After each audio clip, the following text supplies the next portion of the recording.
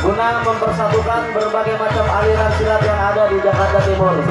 Artinya kami Korwil Timur siap bersatu maju di dalam mengangkat tradisi silat yang ada Betawi di Jakarta Timur khususnya, yang dibina langsung oleh Asrabi. Tentunya bagi para guru yang hadir pada kesempatan kali ini yang belum terdaftar di Asrabi bisa berkoordinasi dengan Korwil Timur. Nanti akan kami fungsikan untuk menjadi anggota Asrabi Korwil Timur. Inilah salah satu dari berbagai macam aliran main pukul Betawi di Jakarta Timur, kami gabungkan menjadi jurus baku Korwil Timur.